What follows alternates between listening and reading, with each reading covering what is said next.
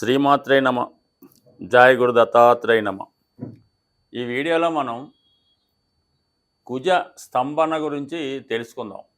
ముఖ్యంగా అక్టోబర్ 20వ తారీఖు నుంచి జనవరి 21వ తారీఖు మధ్యలో కుజగ్రహం కర్కాటక రాశి యందు సంచరిస్తూ అదే రాశిలో సుమారుగా 93 రోజులు ప్రయాణం చేసి వక్ర గమనంలో తిరిగి మనకి జనవరి 21న వక్ర గమనంలో మిథున రాశిలోకి ప్రవేశించడం జరుగుతుంది.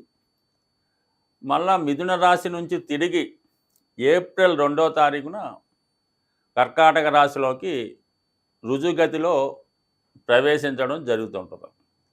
అంటే మొత్తం ఇంచుమించుగా మనం ఈ కుజుడు కర్కాటక రాశిలో ఉండగా ఏర్పడబోయే ఫలితాలు వివిధ రాశుల మీద ఏ విధంగా ఉంటుందన్న విషయాన్ని మాత్రమే ఈ వీడియోలో తెలుసుకుందాం. దాని తర్వాత జనవరి 21 నుంచి ఏప్రిల్ 2 వరకు మిథున రాశిలో ఉన్నప్పుడు ఏ ఫలితం ఇస్తాడన్నది అది ఇంకొక వీడియోలో తెలుసుకుందాం. అయితే పర్టికులర్గా ఇప్పుడు ఈ కుజగ్రహం గురించి కర్కాటక రాశిలో ప్రవేశించగా పర్టికులర్గా వీడియో చేయడానికి ఏంటంటే, సాధారణంగా కుజుడు ఒక రాశి నుంచి ఇంకొక రాశిలోకి మారడానికి 40 నుంచి 45 రోజులు తీసుకోవడం జరుగుతుంటుంది.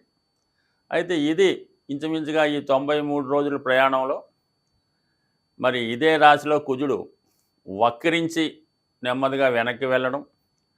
ఏ గ్రహం అయినా సరే వక్రించే ముందు రుజుమార్గంలోకి వెళ్ళే ముందు ఒక విధంగా స్టడీగా ఉంటాయి. అయితే కుజుడు ప్రత్యేకంగా కొన్ని రోజులు ఏమాత్రం మూమెంట్ లేకుండా ఒకే పాయింట్లో కొన్నాళ్ళ పాటు ఉండడం జరుగుతుంటుంది. సో ఎక్కువ రోజులు ఒకే రాశిలో ఉండడం కూడా ఒక విధంగా కుజ స్తంభన అని చెప్తూ ఉంటారు. ఇదంతా కూడా ఆర్థిక మ్యాథమెటికల్ సంబంధించినటువంటి పాయింట్. కేవలం మన జ్యోతిష్ శాస్త్ర ప్రకారం కుజుడు అక్టోబర్ 20వ తారీఖున పునర్వసు 4వ పాదంలో ప్రవేశించి డిసెంబర్ 6, 7 తారీఖులో వక్రగమనం పొందడం జరుగుతుంది. ఇది ఇంపార్టెంట్. అంటే డిసెంబర్ 6వ తారీఖున కుజుడు వక్రగమనంలోకి వెళ్తాడు. ఆ వక్రగమనంలోకి వెళ్తూ మళ్ళీ నెమ్మదిగా ఈ పుష్యమి పునర్వసు 4వ ఇలా వెనక్కి వెళ్తూ తిరిగి జనవరి 21 నాటికి మిథున రాశిలోకి ప్రవేశిస్తాడు. మరి ఈ కర్కాటక రాశిలో ఉన్న 93 రోజుల్లో మరి కుజుడు ఎటువంటి ఫలితాలు ఇవ్వడం జరుగుతుంది అని పరిశీలించినప్పుడు కర్కాటక రాశికి ఒక ప్రత్యేకత ఉంటుంది. ఇది కుజునికి నీచ క్షేత్రం. అంటే కుజుడు ఆ రాశిలో నీచపడి ఉంటాడంటే ఒక విధంగా బలహీనపడి ఉంటాడు. సో దాంతోపాటుగా మరి ఈ కుజుడికి మెయిన్ మనకున్నటువంటి సుపీరియర్ ప్లానెట్స్లో అంటే మనకి భూమికి దగ్గరగా ప్రయాణించే గ్రహం ఇంచుమించుగా కుజగ్రహం. దానికి బాగా వెనకాదల గురుగ్రహం, దానికి వెనకాల బాగా వెనకాల చివరిగా శనిగ్రహం ఉండడం జరుగుతూ ఉంటుంది. మరి కుజుడు భూమికి దగ్గరగా ఉండడం వల్ల మనకి భూమి మీద అంటే భూమి మీద ఉన్నటువంటి ప్రజానీకం మీద కుజుడు యొక్క ప్రభావం చాలా ఎక్కువగా ఉంటుంది. మరి అలాగే ఈ కుజునికి గురువుకి శనికి ఉన్నటువంటి సంబంధాన్ని కూడా మనకి ఈ గ్రహాల ప్రభావం ఈ మానవాళి మీద పడడం జరుగుతుంటుంది.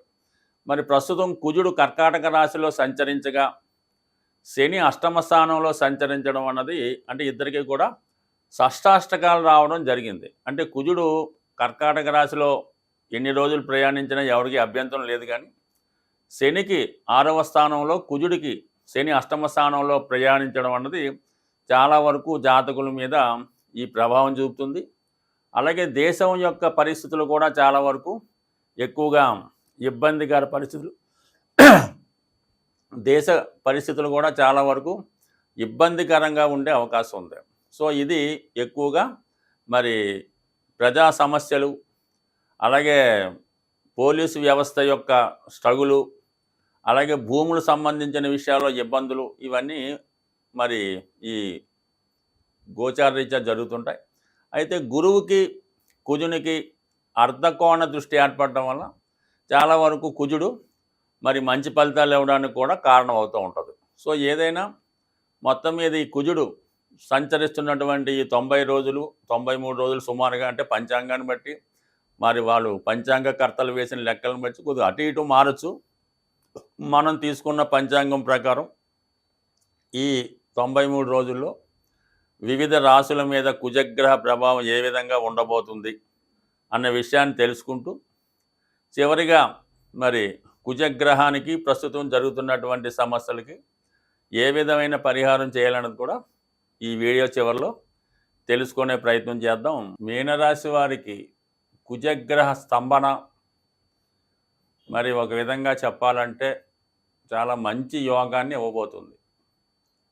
కుజుడు మీనరాశి వారికి ధన భాగ్యాధిపతి. భాగ్యాధిపతిగా మళ్ళా భాగ్యస్థానంలో సంచరిస్తూ ఉంటాడు. అంటే జాతకుడికి పూర్వపుణ్య స్థానం యాక్టివేట్ అవుతుంది అన్నమాట. సో దానివల్ల ఏంటంటే పూర్వపుణ్యం వల్ల జాతకుడికి మంచి కర్మల యందు ఆసక్తి కలుగుతూ ఉంటుంది.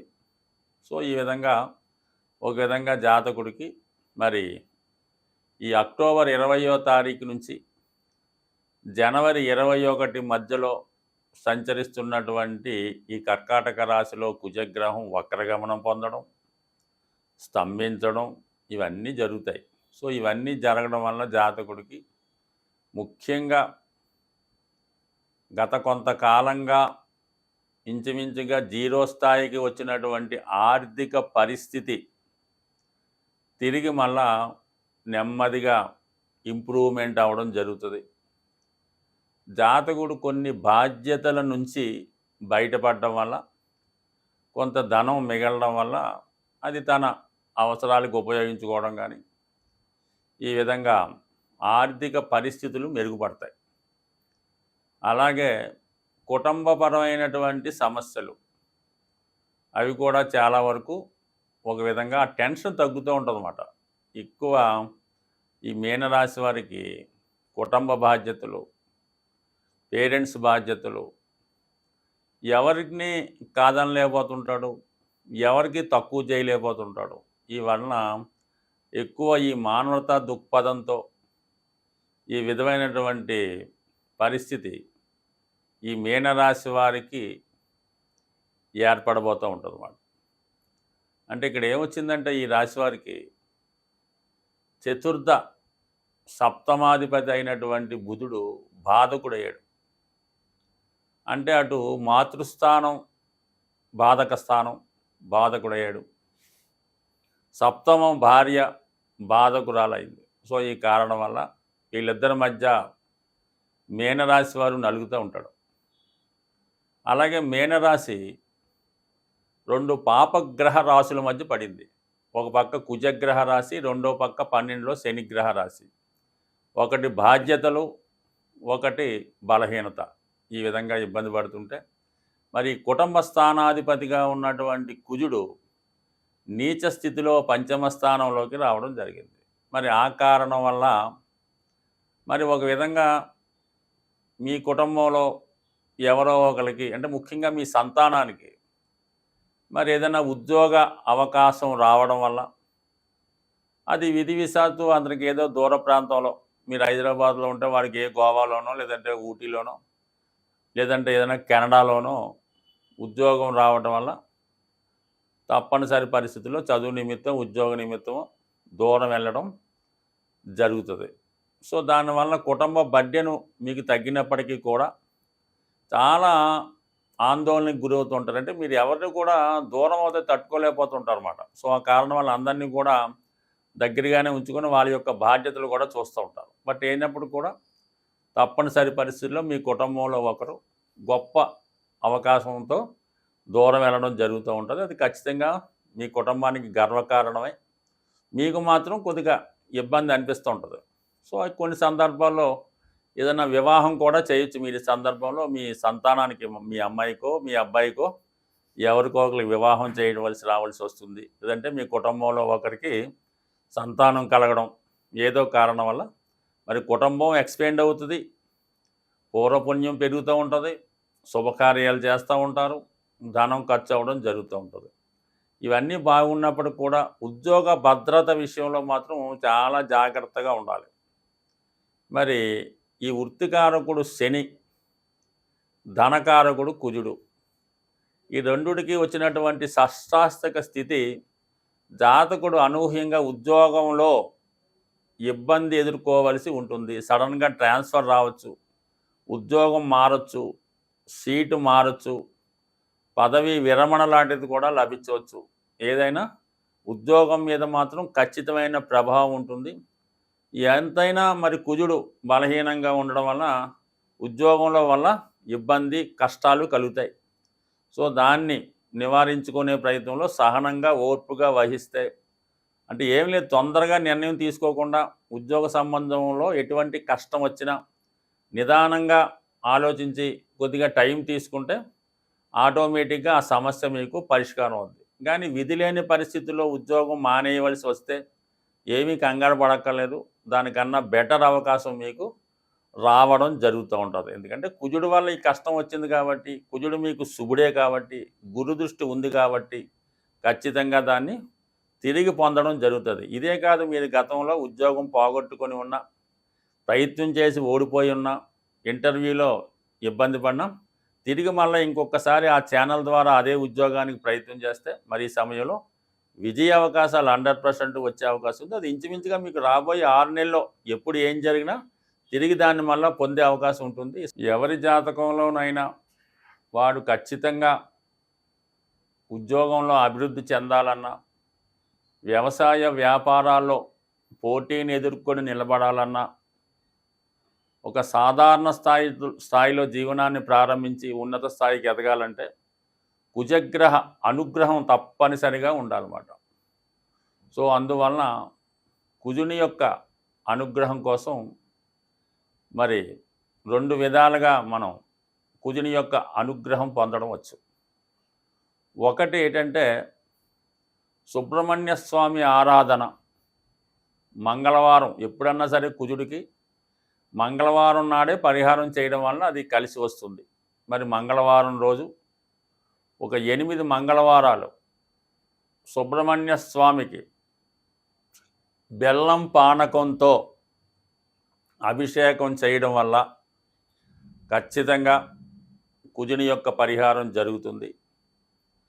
మరి ఇంకా ఎక్కువ ఇబ్బందులు ఉన్నాయి అనుకున్నవారు కుజుని యొక్క అనుగ్రహం కోసం మరి కుజగ్రహ జపం, కుజగ్రహ హోమం చేయవలసి ఉంటుంది.